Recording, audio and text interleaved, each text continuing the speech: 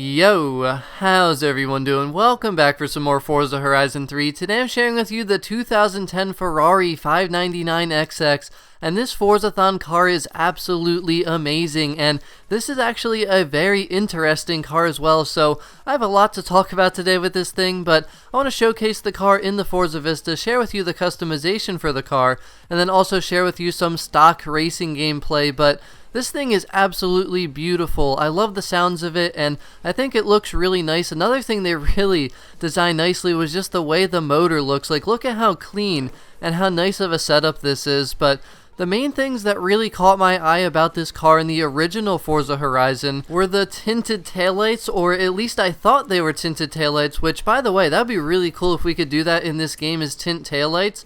But those are actually not tinted taillights. What those are is actually holes.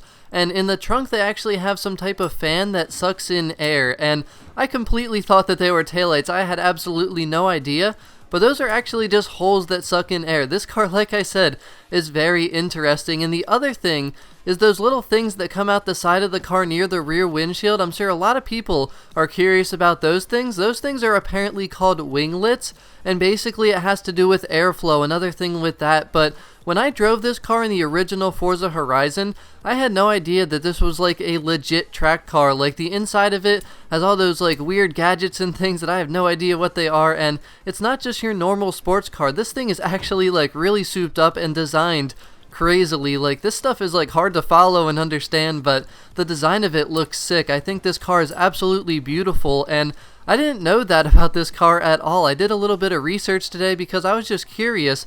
And I was kind of like, why would this one car have tinted taillights and they're just simply not taillights? And I thought those were like kind of just some type of wing, but they're called winglets, and that really makes the car look unique, and it really is its own unique car because of just that little feature. But I know everyone's not here for car education, so let's start talking more about just the car. And you know, I decided to pick a nice little stock gray color, but it was very tough for me to pick out a color for this car because every color I looked at looked really good in this car. Like, generally a car only looks good in a few colors.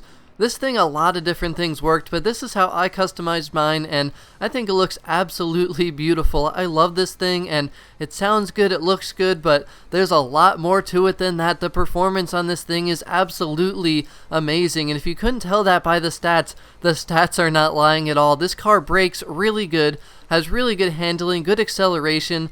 The top speed isn't amazing, but it has decent speed, and the launch is probably the weakest aspect of the car, but considering this thing is rear-wheel drive, the launch is not bad because you do not have to shift early, and you can pretty much just tap the gas just a little bit, and you can easily make it to second gear. Now, obviously, it's not perfect, it doesn't feel amazing, but for being a rear-wheel drive car, the launch is pretty decent. The other thing that's amazing is the acceleration. You feel like you're going very fast all the way through 6th gear to the top speed, which is about 204, 205, and considering this thing is a rear-wheel drive extreme track toy, I think it's really based around handling, and the handling is absolutely amazing. You can fly through bends very fast. You do not even need to let off the throttle or slow down at all because this car can easily handle. Obviously there are some limits to it, but this thing is amazing. I can't stress that enough. It's so much fun to drive because of that, and combine that with the good braking, it's a fantastic car.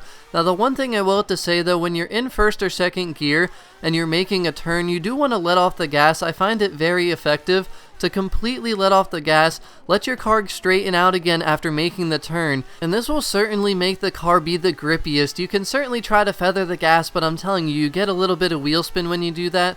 But overall, man, this car has really good grip, amazing handling, good acceleration, okay top speed, a pretty good launch being rear-wheel drive, and the thing is just so much fun to drive. Whether you're just cruising, racing, the car is just awesome. I was thinking about making a tune for this car, but I love the way it drives stock so much, so I have not even started on that yet. But if that's something you would like to see, let me know, because I would not mind messing around with this car a little bit. But that's about all I have to say about this thing. Let me know what your opinions of this car are. But as always, thank you very much for watching. Have a wonderful rest of your day. I hope you learned a thing or two, and I'll talk to y'all again very soon. Peace out.